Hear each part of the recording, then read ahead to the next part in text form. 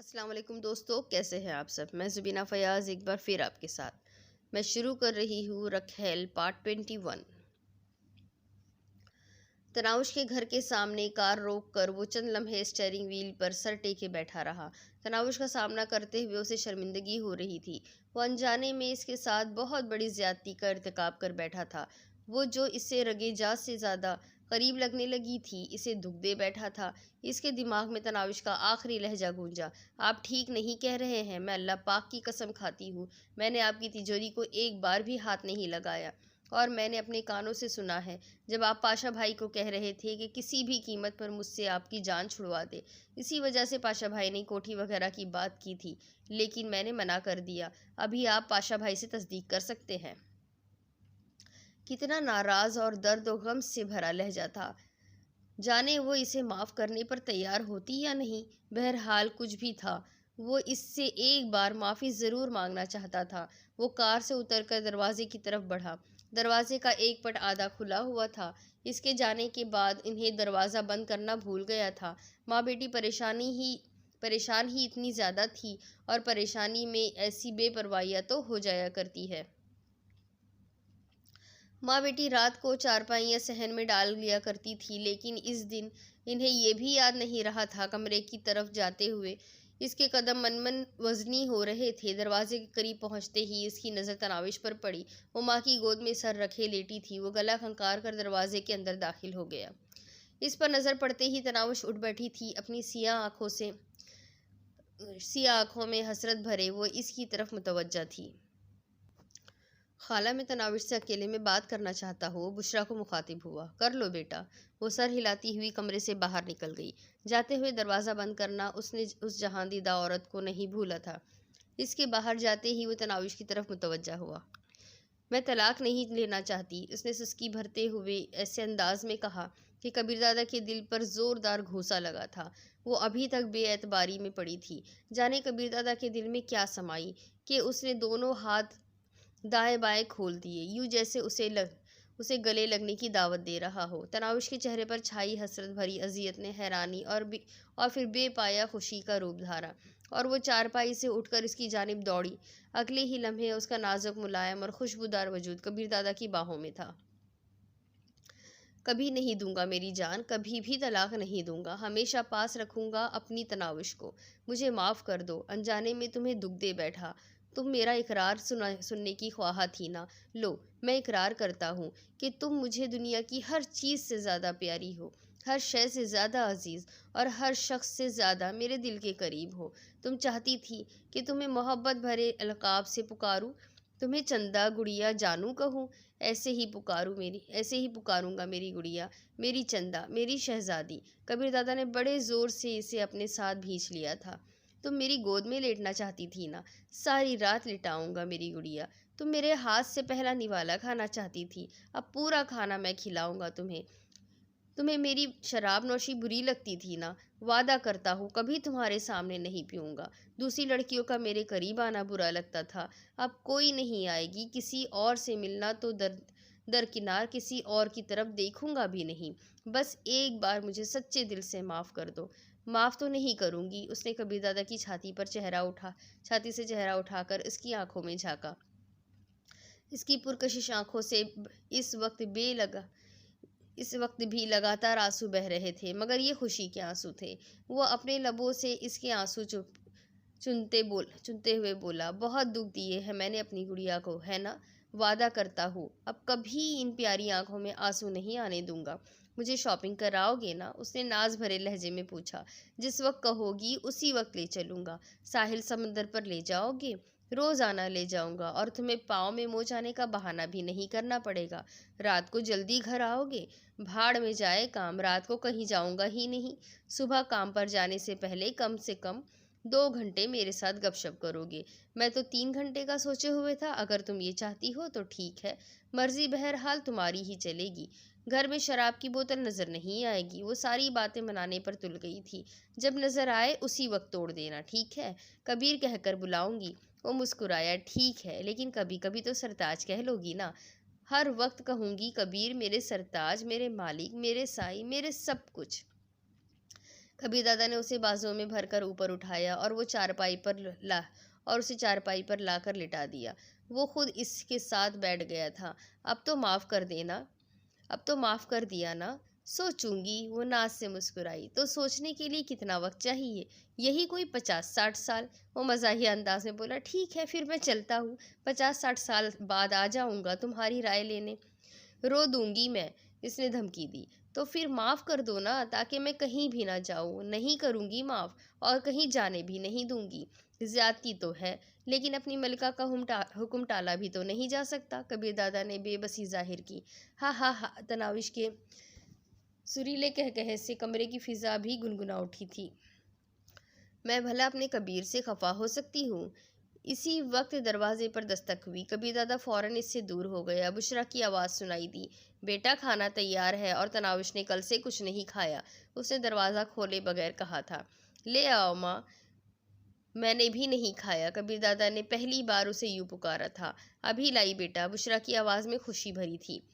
मैं तो नहीं खाऊंगी, तनाविश ने इसका मुंह चिढ़ाया। कबीर दादा ने कहा, ना मुझे ना खाओ, मुझे तो खिलाओगी ना? यकीन मानो 2 दिनों से कुछ नहीं खाया। क्या? क्यों? वो चीखी तो पड़ी थी। तुम्हारे बगैर सांस लेना दुश्वार हो गया था। तुम खाने को रो रही हो? इतनी प्यारी लगती हूँ? उसने हाथों के प्यारे प्याले में कबीर दादा का चेहरा भर लिया। नहीं, इतनी से थोड़ी ज्यादा। कबीर, तनाविश के लहजे में बिला बल्ला की चाहत मौजूद थी। वो वारफ्तगी से बोला, जी। वो फिर मुसलसल कहने लगी, कबीर कबीर कबीर कबीर कबीर कबीर कबीर कबीर कबीर कहती गई, और वो जी जी जी जी जी जी जी करता गया। दरवाजे पर होने वाली दस्तक ने उन्हें खामोश कर दिया था। बुशरा बेटी के चेहरे पर छाई बेपाया खुशी देखते ही समझ गई थी कि उसने मन की मुराद पा ली है। आप लोग खाना खाइए, मैं 2-3 काम निपटा लूँ। खाने की ट्रे इनके दरमियान रखकर वो बाहर निकल गई। वादा भूल तो नहीं गई ना? निवाला तोड़ने से पहले ही तनावश उसे याद दिलाने लगी। और कबीरदादा ने मुस्कुराते हुए निवाला इसके मुंह की तरफ बढ़ा दिया। खाने के बाद कबीरदादा इसे बता रहा था कि पाशा ने किस तरह इनके दरमियान गलतफहमी पैदा की थी। भैया को ऐसा नहीं करना चाहिए था। नाराज होने के बावजूद तनाउश ने इसे एहतराम ही से पुकारा था। अच्छा उठो ना, घर चलते हैं। वो इठलाते हुए बोली, मेरे पाँव में तो मोच आई है। तो क्या? कबीरदादा ने खड़े होकर उसे अपनी बाहों में भरना चाहा। ना करे ना, अम्मी जान देख लेंगी। वो जल्दी से खड़ी हो गई। कबीरदादा मुस्कुराया। अच्छा अम्मी जान से इजाज़त तुम ले लेना, मुझे तो शर्म आ रही है। बहुत बड़ी बेशर्म तो मैं ही हूँ ना? तनाउश ने से ज़बान निकाल कर चिढ़ाया। कबीरदादा मसनूई संजीदगी से बोला, अच्छा ठीक है, फिर मैं 2-3 दिनों बाद तुम्हें लेने आ जाऊँगा। वो चिल्लाई, जान ले लूँगी मैं अपनी। तो फिर पूछो ना, आइए पूछ लेती हूँ। ये कहते हुए वो चिल्लाई, माँ माँ। हाँ बेटा, वो दरवाजे पर नमूदार हुई। आपके दामाद मुझे अपने साथ ले जाना चाहते हैं। मैंने कहा भी है कि 2-3 दिन माँ के पास गुजार कर आ जाऊंगी, मगर ये नहीं मान रहे, इसलिए इजाज़त दे। बुशरा उसकी माँ थी। तरकीब बतरकीब बोली, कबीर बेटे को मैं मना लूंगी, तुम लेटो आराम करो। तंग करने का मौका हाथ से न जाने देना। मुंह बनाते हुए तनाविश आगे बढ़ी और माँ से लिपट गई। सदा खुश रहो मेरी जान। बुशरा ने इसके माथे पर बोसा दिया और वो कबीरदादा के हमराह चल पड़ी। कार के करीब पहुंचते ही कबीरदादा ने इसके लिए दरवाज़ा खोला और इसकी नशिश संभालते ही घूमकर ड्राइविंग सीट पर बैठ गया। रास्ते में एक फूलों वाले के करीब से गुजरते हुए उसने तनाविश के लिए गजरे खरीदे और खुद ही इसकी रेशमी कलाइयों में पहना दिए। तनाविश खुशी से 7वें आसमान पर उड़ रही थी। कबीरदादा इसे इतनी मोहब्बत मिलने का इसने ख्वाब में भी नहीं सोचा था। घर में दाखिल होकर इसने कार अंदरूनी इमारत के सामने रोकी और नीचे उतरने से पहले बोला, नीचे ना उतरना, मैं खुद तुम्हारे लिए दरवाज़ा खोलूंगा। इसकी आंखों में आंसू आ गए थे। इतनी मोहब्बत ना दो कबीर, ऐसा ना हो संभाली ना जा सके। तुम नहीं जानती तुम्हारे बाद ये दिल किन हसरतों का शिकार रहा। मैं तो अपने तय तुम्हें हमेशा के लिए खो चुका था। अब इतनी आसानी से वापस मिल गई हो तो कुछ नखरे तो उठाने दो ना अपनी लाडली बीवी के। ये कहते हुए वो नीचे उतर गया। तनाविश मोहब्बत पाश नज़रों से उसकी तरफ देखती रही। कबीरदादा घूमकर दूसरी तरफ आया और दरवाज़ा खोलकर उसे बाजू से पकड़कर नीचे उतरने में मदद देने लगा। तनाविश की आंखों में अपना दुल्हन बनकर आना घूम गया। जब उसकी तरफ देखे बगैर कबीरदादा अंदर की जानिब चल पड़ा था। और फिर इसकी ख्वाबगाह में दाखिल होने के बाद उसे कबीर की सख्त बातें सुनना पड़ी थी कि वो इसके आदमियों के सामने रोमांस ना झाड़ा करे। आज वो अपने मुलाजमों के सामने ही इसके नाज नखरे उठा रहा था।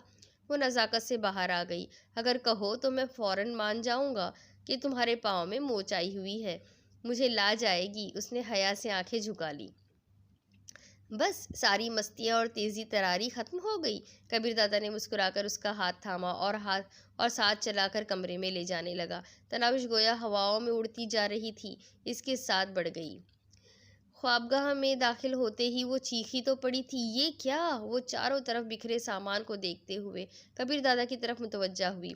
वो इत्मीनान से सोफे पर नशिस्त संभालते हुए बोला, तुम्हारे बगैर अपनी यही हालत है। इसे शाकी नज़रों से घूरते हुए वो सामान को तरतीब से रखने में मसरूफ़ हो गई। वो कबीर दादा कबीर दादा टांग पर टांग चढ़ाए रख बैठा इसे मोहब्बत भरी नज़रों से घूरने लगा। यार क्या मुसीबत है, अभी सोने के लिए लेटा था। नौशाद आफरीदी की झिल्लाती हुई आवाज़ इखलाक हुसैन के लबों पर मुस्कुराहट बिखेर दी थी। वो इसकी झिल्लाहट को खातिर में ना लाते हुए बोला, मैं बस तुम्हारी कोठी पर पहुंचने ही वाला हूँ। ऐसी भी क्या मुसीबत आन पड़ी है? ये बातें कॉल पर बताने वाली नहीं है हजरत, वरना मैं घर बैठे तुम्हें कॉल कर सकता था। अच्छा, मैं मुंतज़िर हूँ। नौशाद आफरीदी राब्ता मुनक़ता करके पहलू में लेटी नगमा बेगम की तरफ मुतवज्जा हुआ। माजरत जानेमन, शाहजी किसी ज़रूरी काम के सिलसिले में मिलने आ रहा है, इसलिए तुम सो जाओ। स्लीपिंग गाउन पहनकर वो ड्राइंग रूम में निकल आया। इसके मुलाजिम इखलाक हुसैन से अच्छी तरह वाकिफ़ थे, इसलिए उसने गेट पर इतला करने की ज़रूरत महसूस नहीं की थी। थोड़ी देर बाद इखलाक हुसैन इसके सामने मौजूद था। रस्मी कलमात की अदायगी के बाद वो इसके साथ ही बैठ गया था। नींद भगाने के लिए वो पहले से मुलाजिम को काफ़ी बनाने का कह चुका था। बातचीत शुरू होने से पहले ही मुलाजिम ने उन्हें कॉफ़ी पेश कर दी। फरमाइए शाह साहब, कौन सी बात तुम्हें आराम नहीं करने दे रही? यार नौशाद, इतनी मोटी शत भी ना रखो। तुम्हें बिल्कुल अंदाज़ा ही नहीं है कि हालात कौन सा रुख इख्तियार कर रहे हैं। अच्छा हुआ क्या है? इखलाक हुसैन ने मुंह बनाते हुए जवाब दिया, खुद कसर हुआ है। क्या फसीहुद्दीन का कत्ल तुम्हारे नज़दीक कोई बात नहीं है? और इस कत्ल के बाद कबीर दादा के लिए जो गड्ढा खोदा जा चुका है, इससे तुम लाइल्म हो? ये ऐसी अनोखी इतला तो नहीं जो मुझे बिस्तर से उठाकर बताई जाए। बाकी खुशकिस्मती से हम इस साजिश में बराबर के शरीक थे। सारा मंसूबा किसका था? नौशाद ने कहा, एसपी का था। इखलाक मानी खैज लहजे में बोला, तो तुम्हारा क्या ख्याल है, ये एसपी कबीर दादा के बाद अपनी साजिशों से रुकने वाला है? मैं समझा नहीं। नौशाद के लहजे में हैरानी थी। इखलाक ने लहजे में तनसमोया, खान अगर गैंगस्टर भी हो तो पठानी वाले जरासीम और इसमें मौजूद ही रहते हैं। गोया तुम एसपी से खतरा महसूस कर रहे हो। नौशाद ने दो जमा दो चार किया। क्या तुम्हें नहीं हो रहा? भूल गए एसपी के अल्फाज कि हमारी निगरानी भी कराता है और इसे मालूम है कि हम दोनों ही कबीर दादा की रखेल पर बुरी तरह फरीफ्ता है। इसके अलावा भी जाने हमारे बारे में कौन कौन सी मालूमात उसने इकट्ठी कर रखी होगी। ये भी मुमकिन है कि फसीहुद्दीन के बाद हम दोनों में से किसी एक की बारी हो। बल्कि कबीर दादा के साथ तुम्हारी दुश्मनी का चर्चा है। मैं तो सलाह कर चुका हूँ और इसके बाद इसे अपने घर तकरीब में बुलाकर भी आला ज़र्फ़ी का सबूत दे चुका हूँ। नौशाद उलझे हुए लहजे में बोला, एसपी हमारा दोस्त है यार, वो सिर्फ हमारा इस्तेमाल कर रहा है, कबीर दादा के ख़िलाफ़ है और इसे कबीर दादा से सबसे ज़्यादा ख़तरा है। बस वो हमारे करीब हो गया। और याद रखना, इसके फसीहुद्दीन से भी बहुत अच्छे ताल्लुकात थे। फिर क्या किया उसके साथ? नौशाद शिकस्त तस्लीम करता हुआ बोला, अच्छा ठीक है, तुम मुझे डराने में कामयाब हो गए हो। अब ये बताओ करना क्या है? जिन दो आदमियों ने कबीर दादा की रखेल को अगवा किया था, मैं उन्हें जानता हूँ। इखलाक हुसैन ने गोया इंकशाफ किया था। तो नौशाद आफरीदी ने सवालिया नजरें उठाई। तो ये खान साहब के इन दोनों के बारे में अगर पाशा को मालूम हो जाए तो उसे साजिश के बारे में भी मालूम हो जाएगा, और ये भी कि साजिश किसकी थी। नौशाद ने नफ़ी में सर हिलाया। इससे कबीर दादा को अपने खिलाफ बेगुनाही का सबूत ही मिलेगा और कुछ नहीं होगा। इखलाक हुसैन हंसा। कबीर दादा बचेगा तो अपने खिलाफ बेगुनाही हासिल करेगा ना। यार मेरी समझ में कुछ नहीं आ रहा, नौशाद उलझ गया था। अच्छा, अब बात समझने की कोशिश करना। हमने मिलकर शमशीर दादा को कराची बुलाना है, और यहाँ आकर अगर वो कबीर दादा से देरीना ताल्लुकात की बिना पर उसे कत्ल नहीं भी करता, तब भी वो उसकी रखेल को माफ़ नहीं करेगा।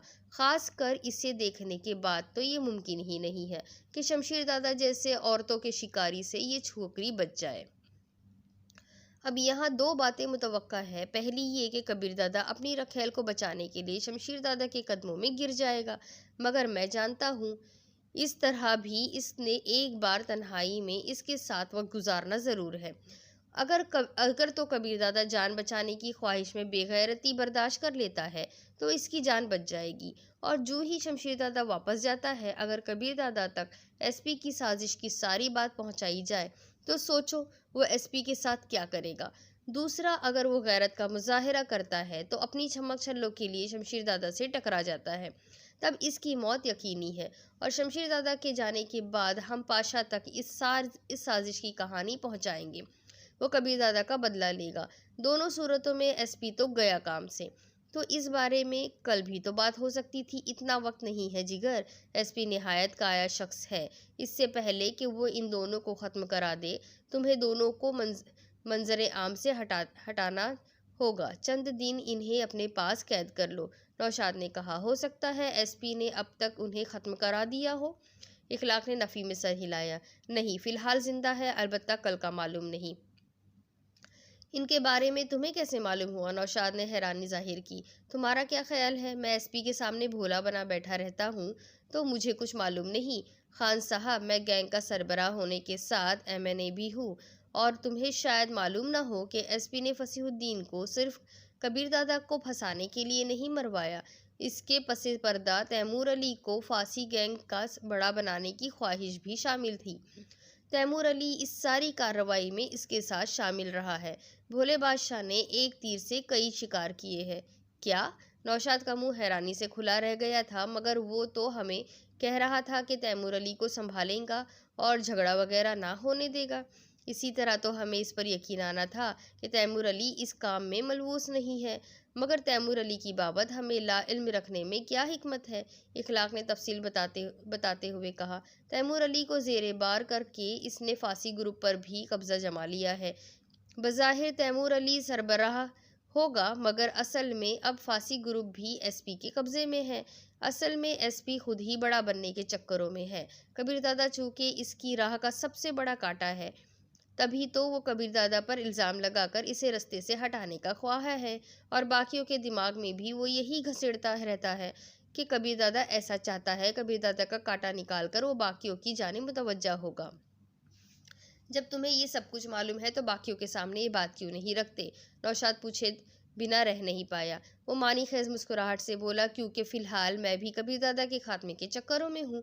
कबीर दादा की मौत के बाद एसपी को बताऊंगा कि शाहजी क्या चीज़ है। अगर कबीर दादा बच गया, फिर उसे मोहब्बत का रोग लग चुका है, वो जान दे देगा, अपनी चमक छलों से अलहदा नहीं होगा। वो लड़की बड़ी बुरी तरह इसके एसाब पर सवार है। अच्छा, मेरे लिए क्या हुक्म है? नौशाद ने गोया बात ख़त्म करने का ऐलान किया। तुम्हें कौन हुक्म दे सकता है खान साहब, एक तुम ही तो काबिल एतबार दोस्त हो। जानता हूँ शाहजी, नौशाद ने इस बात में सर हिलाया। एक नाका एक का एक का नाम नईम और दूसरे का शाकिर है। असल पुरजा नईम है, और ये नईम तैमूर अली का ख़ास आदमी है। दूसरा बस एक सड़क छाप है जिससे नईम कभी कभार काम ले लेता है। कहाँ मिलेंगे? नौशाद ने अगला सवाल पूछा। इन दोनों के पते नौशाद को बताकर इखलाक हुसैन खड़ा हो गया। इन दोनों का अभी बंदोबस्त करो और किसी ऐसी जगह पर इन्हें कैद करना जहां एसपी को शक ना गुजरे।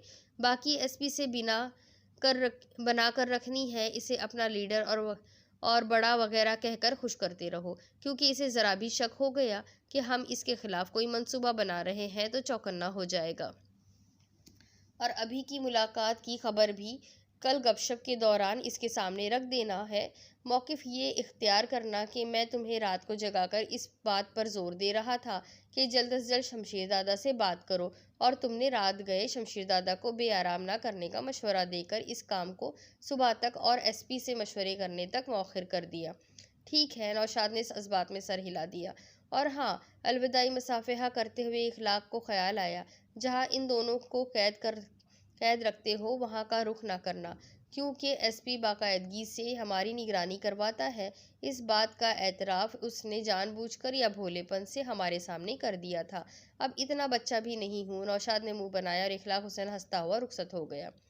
उन्हें ना कबीरदादा को अपने गालों उठिए ना, कबीर दादा को अपने गालों पर तनाविश की ठंडे हाथों का लम्स महसूस हुआ। वो नमाज पढ़कर बिस्तर पर लौटी थी। थोड़ी देर तो सोने दो ना, वो आंखें बंद किए हुए नींद से बोझल आवाज में बोला। तनाउश इत्मीनान भरे लहजे में बोली, सुबह सुबह 2 घंटे की गपशप करने के वादे की तकमील का वक्त आ पहुंचा है सरताज। गुड़िया 8 बजे उठकर 10 बजे तक बातें कर लेंगे ना। कबीर दादा उठने के मूड में नहीं था। तनाउश की मुलायम उंगलियां इसके बालों में घुसी। इसके साथ ही वो गुनगुनाई, अच्छा ठीक है, मैं आपको 8 बजे जगाऊंगी। तुम्हें नींद नहीं आ रही? कबीर दादा ने आंखें खोलते हुए उसके रोशन चेहरे पर निगाह दौड़ाई।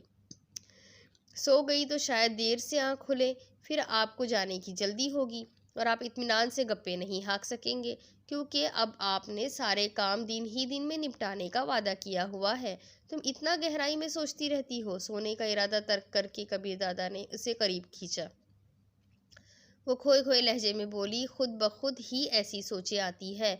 न जाने कैसे कैसे उल्टे सीधे ख्याल दिमाग में चलते रहते हैं। अपनी बेबजाती और कमतरी का एहसास किसी पल चैन नहीं लेने देता। आपसे बिछड़ने, दूर होने और धुतकारे जाने का खौफ हर वक्त दिल में धड़का रहता है।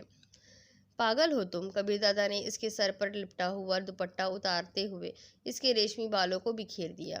तुम नहीं जानती तुम मेरे लिए क्या हो। वो शायर कहता है ना, तेरे ख्याल से दामन बचा के देखा है, दिलो नज़र को बहुत आजमा के देखा है।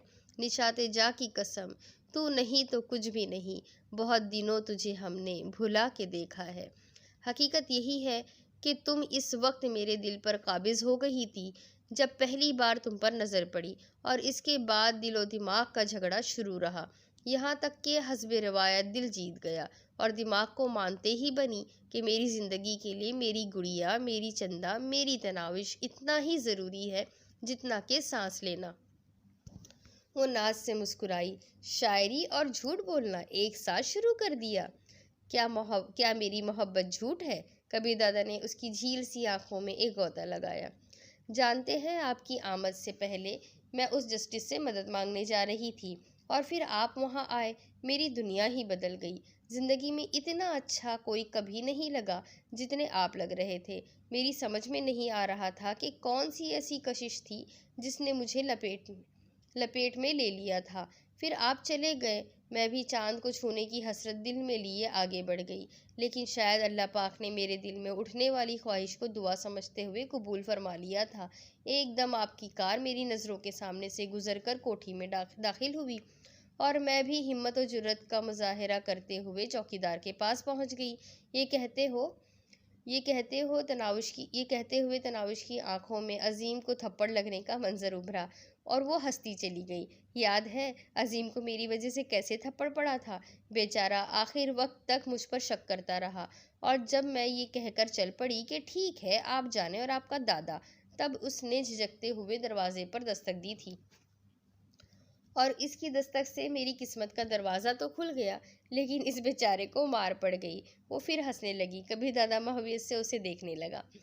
ऐसे क्या देख रहे हैं? ये कबीर दादा की आंखों से फूटती चाहत ही थी जिसने तनाविश को शर्माने पर मजबूर कर दिया था। सच कहूँ, तुम हो ही इतनी प्यारी यार, या मुझे लगने लगी हो? वो वारफ्तगी से बोली, बस आपको लगती रहो, इतना मेरे लिए काफ़ी है। आज शॉपिंग के लिए चलोगी? इसके चेहरे पर बेपाया खुशी उभरी। ढेर सारा मेकअप का सामान लूंगी, चूड़ियाँ, कंगन और मेहंदी भी, गरारा लहंगा और साड़ी भी खरीदूंगी। 2 अंगूठियाँ, एक लॉकेट जिसमें आपकी तस्वीर डालकर गले में लटकाऊंगी, एक पर्स, शोल्डर बैग, सैंडल, जूते और बाकी जाने से पहले लिस्ट बना लूंगी। कबीर दादा ने दिल में उठने वाली दर्द की लहर को बड़ी मुश्किल से सहा था। इसकी मासूम ख्वाहिशात सुनकर वो खुद को उसका मुजरिम समझने लगा था, ये जानते हुए भी कि वो कितने गरीब घराने की है। कबीर दादा ने कभी इसकी ख्वाहिशात को जानने की कोशिश नहीं की थी। इसे दौरान इसी दौरान तकरीब इसी दौरान तकरीब इखलाक हुसैन की बेटी फरहाना और शहाब कसूरी की बेटी रुखसाना की बातें याद आ गई। इसके सामने उन्होंने तनाविश के लिबास और मोबाइल फ़ोन वगैरह का खूब मजाक उड़ाया था, मगर इस वक्त कबीर दादा के सर पर अपने मकाम और हैसियत का भूत सवार था। आप खामोश क्यों हो गए? मुझे ये सब ले देंगे ना? जाने वो कबीर दादा की खामोशी को क्या समझ बैठी थी। अगर इतनी थोड़ी सी चीज़ें लेना है तो तब तो मैं साथ नहीं जाऊंगा। कुछ और चीज़ें भी इस लिस्ट में डालो ना। आप मेरा मजाक उड़ा रहे हैं ना? उसने मुंह बसोरा। बिल्कुल भी नहीं, उसने तनाविश की नाक पकड़कर मरोड़े। कितनी दफ़ा कहा है मेरी नाक पकड़कर ना मरोड़ा करे। रूहानसी होकर वो इसकी छाती पर मुक्के मारने लगी। वो मसनूई संजीदगी से बोला, ठीक है, नाक नहीं मरोड़ने देती तो शॉपिंग पर नहीं जाता। जाना अजीम चली जाना अजीम को साथ लेकर। अच्छा, आहिस्ता आहिस्ता मरोड़ लो। इसके गले में बाहें डालते हुए वो फौरन राजी हो गई थी। कबीर दादा ने जोरदार कहकहा बुलंद किया और वो झेप कर नीचे देखने लगी। इसी गपशप के दौरान कबीर दादा की निगाह घड़ी पर पड़ी, जिसकी सुइयां 10 बजने से आगे बढ़ गई थी। तनाविश के साथ वक्त गुजरने का पता ही नहीं चलता था। अच्छा, 10 बज गए हैं, चलो नाश्ता तैयार करो। कबीर दादा ने इसे घड़ी की तरफ मुतवज्जा किया। वो सर हिलाते हुए उठ गई। इसका रुख ड्रेसिंग रूम की तरफ था। कबीर दादा के पहनने का लिबास हैंगर में लटका कर वो बावर्ची खाने की तरफ बढ़ गई। राहत खाला इसे बावर्ची खाने में मसरूफ नजर आई। उसे तनाविश की वापसी का मालूम नहीं था। तनाविश को देखते ही इसके चेहरे पर मुसर्रत भरी मुस्कुराहट उभरी और उसने भागकर इसे पुरशफकत आगोश में समेट लिया। मेरी प्यारी बेटी किस वक्त आई है? खाला जान, मैं रात को लौटी हूँ। मेरा ख्याल है पाशा साहब की पिटाई करने के बाद साहब जी आपको लेने चले गए थे। क्या? उसने हैरानी से पूछा। उन्होंने भैया की पिटाई की है? मार मार कर बेहोश कर दिया है। ये तो मैं वहाँ मौजूद थी। साहब के कदमों से लिपट गई, तब वो पीछे हटे। इतना गुस्सा करते हैं ना? तनाउश दुखी लहजे में बोली। राहत खाला ने इसकी मालूमात में इजाफा किया। साहब जी आपकी वजह से गुस्सा थे। जानती हूँ खाला जान। तनाविश के होठों पर खफीफ तबस्सुम उभरा। जब आप यहाँ से चली गई थी, साहब जी तो बिल्कुल ही बिस्तर के हो गए थे। ना खाना, ना नाश्ता और ना कहीं जाना। मैं कहती थी ना मेरी शहजादी बेटी साहब को अपना बना लेगी। खाला जान आप भी अम्मी जान की तरह बातें करने लगी है। तनाउश शर्मा कर नाश्ता बनाने लगी, जबकि राहत खाला हंसते हुए उसे कबीर दादा की हालत के बारे में बताने लगी। तनाउश सरशारी की कैफियत में राहत खाला की बातें सुनने लगी। दिल ही दिल में वो कह रही थी, खाला जान अगर मुझे पता होता मेरे कबीर पर क्या गुजर रही है तो उड़ कर यहाँ पहुँच जाती। नाश्ता तैयार करके उसने ट्रे में डाला और ख्वाबगाह की तरफ बढ़ गई। कबीर दादा भी तैयार हो चुका था। नाश्ता करके वो कहने लगा, मैं सपहर को लौटूंगा, तैयार रहना, फिर शॉपिंग पर चलेंगे। ठीक है। वो सर हिलाते हुए इसकी टाई बांधने लगी। टाई बांध कर उसने दुआ पढ़कर फूकी और कहने लगी, जल्दी आना। कबीर दादा सर हिलाता हुआ चल पड़ा। वो इससे एक कदम पीछे ही थी। ख्वाबगाह से निकलते ही कबीर दादा की नज़र सोफे पर बैठे पाशा पर पड़ी। इसके सर पर सफ़ेद पट्टी बंधी हुई थी। तुम्हें कहा था ना अपनी मनुष्य शक्ल दोबारा ना दिखाना। वो गुस्से से भपरता हुआ इसकी तरफ बढ़ा। पाशा ने उठने की कोशिश नहीं की थी। तनाउश ने भी पाशा को देख लिया था। इससे पहले कि कबीर दादा इसके करीब पहुंचता, वो भागकर पाशा और इसके दरमियान में आ गई। क्या कर रहे हैं आप? उसने दोनों हाथ कबीर दादा की छाती पर रखकर उसे रोका। तुम हटो दरमियान से, यह हमारा ज़ाती मामला है। कबीर दादा ने इसे डांट कर हटाना चाहा।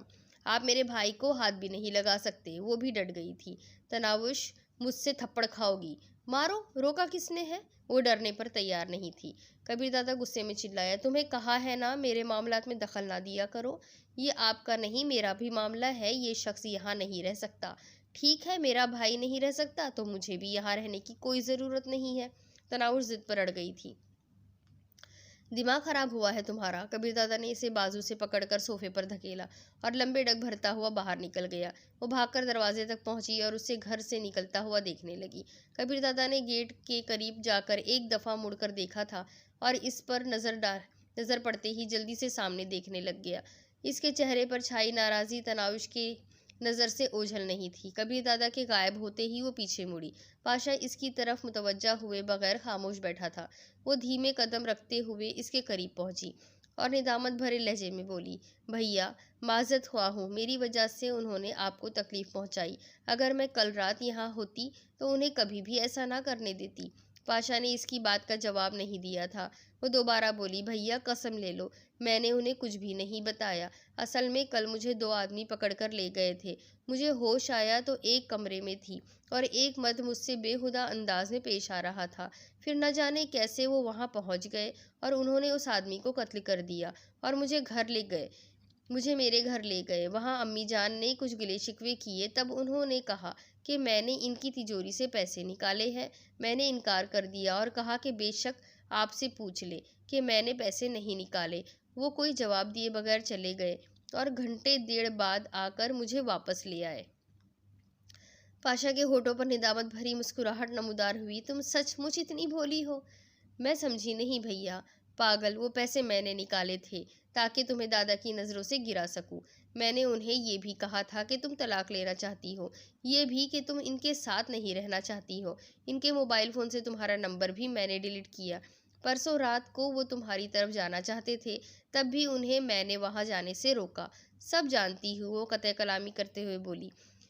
फिर भी मेरे लिए उन्हें नाराज़ कर दिया, तो क्या अपने भैया की तौहीन होते देखती रहती? पाशा की आंखों में नमी उभरी। मेरी नीयत बुरी नहीं थी गुड़िया, ये भी मालूम है। तनाउश ने उसका हाथ पकड़कर होठों से लगा लिया। मुझे माफ़ कर देना गुड़िया, मेरी वजह से तुम्हें बहुत तकलीफ़ उठाना पड़ी और कबीर दादा ने बहुत अच्छा किया जो मेरे साथ ये सलूक किया। मुझे इतनी गफलत नहीं बरतना चाहिए थी। अगर दोबारा माफ़ी तलाफ़ी की बात की तो पक्की पक्की खफा हो जाऊंगी। बड़े भाई ऐसा कहते हुए अच्छे नहीं लगते और माफ़ी तो मुझे मांगना चाहिए जो बड़े भाई के फैसले से इनहराफ करने वाली बनी। मैं तुम्हें जादूगरनी समझता था और सच कहूँ तो बिल्कुल ठीक समझता था। मुझे अब भी यकीन नहीं आ रहा कि तुम मुझे इतनी अजीज़, इतनी प्यारी और इतनी अपनी अपनी लगोगी। अब भैया मुझे मस्का लगाने लगे हैं, हया आलूद लहजे में वो कहते हुए। वो राहत खाला को आवाज़ देने लगी, खाला जान भैया के लिए नाश्ता तो ले आइए। और पाशा अकीदत भरी नज़रों से उसे घूरता रह गया। वो दिल ही दिल में कह रहा था, भैया की जान, बिलाशुबा तुम इस काबिल हो कि तुम्हारे लिए बड़े रुतबे, आला हैसियत और ऊंचे मकाम को ठोकर मार दी जाए। घर से निकले हुए थोड़ी देर ही हुई थी कि उसे शाहब कसूरी की कॉल मौसूल हुई। वो कॉल बजते ही खुसूसी बैठक का बता रहा था। कबीर दादा ने कहा, मैं खुद यही कहने वाला था, तुम्हें बेहतर है तुमने खुद कॉल कर ली। मिलते हैं फिर। शाह कसूरी ने राब्ता मुनक़ता कर दिया। खुफिया ठिकाने पर पहुंचते ही उसका मोबाइल एक बार फिर बजने लगा था। तनावुश की कॉल आ रही थी। कॉल काट कर वो ज़रूरी खाते देखने लगा। पैगाम की घंटी बजी। कबीर सिर्फ इसका नाम लिखा हुआ था। अगला पैगाम, ये भला क्या बात हुई? कोई ऐसे खफा होकर जाता है क्या? अच्छा बात तो सुनो ना, सिर्फ एक बात ही सुन लो। इस पैगाम के साथ ही दोबारा कॉल आने लगी। इस मर्तबा कॉल काट कर इसने मोबाइल फ़ोन ही बंद कर दिया था। 12:30 बजे वो शाहब कसूरी के ठिकाने की तरफ चल पड़ा। कार से उतरते वक्त उसकी नज़र अपनी जानिब बढ़ते हुए पाशा पर पड़ी। चेहरे पर संजीदगी तारी करते हुए वो इससे एराज़ करने लगा। पाशा इसके बिल्कुल करीब पहुंचकर आहिस्तगी से बोला, माज़रत ख्वाह हूँ दादा, मगर एक छोटा सा पैगाम देना था कि वो रो रही है। ये कहते ही वो वापस मुड़ गया। खुसूसी बैठक होने वाली थी, मगर तनाविश के रोने का सुनकर इससे रहा नहीं गया था। फ़ौरन मोबाइल ऑन करके वो इसे कॉल करने लगा। कॉल वसूल होते ही इसकी समातों में तनाविश की हल्की हल्की सिसकियाँ गूंजी और वो मुस्कुरा पड़ा। रोना बंद करो, मैं थोड़ा मसरूफ़ हूँ, फारिग होते ही कॉल करता हूँ। वो रोते हुए बोली, आपके लहजे से अभी भी नाराज़गी झलक रही है। खफा नहीं हूँ, थोड़ा गुस्सा आया हुआ था, अब वो भी नहीं रहा। फिर प्यार से बात करें ना, यूँ संजीदा लहजे में क्यों बोल रहे हैं? गुड़िया तंग ना करो, तमाम मेरे लिए बैठे हैं। अब मूड कुछ बेहतर लग रहा है। ठीक है, मैं इंतज़ार कर रही हूँ। या अल्लाह पाक जल्दी से मेरे कबीर को फुर्सत दे दे। बेवकूफ़। इसकी दुआ सुनकर कबीर दादा से हसीना रोकी गई। तमाम ग्रुपों के बड़े पहुँच चुके थे। फसीहुद्दीन की कुर्सी पर तैमूर अली नरवसा बैठा था। चूँकि बैठक का मकसद ही कबीर दादा की ज़्यादती को उजागर करके इससे जवाब मांगना था, इसलिए शाहब कसूरी की तमहीद से पहले ही इसने बात शुरू कर दी। फसीहुद्दीन को मैंने कत्ल किया है। इसकी वजह अगर आप लोगों को मालूम नहीं तो मैं बता देता हूँ। इसने मेरी बीवी को अगवा करके उसे बेइज्जत करने की कोशिश की। यकीनन इसके बाद वो ऐसी ही मौत का हकदार था और इसके बाद अगर किसी ने ऐसी हरकत की तो वो सिर्फ कत्ल नहीं होगा, बल्कि मैं ऐसे शख्स के पीछे किसी रोने वाले को बाकी नहीं रहने दूंगा।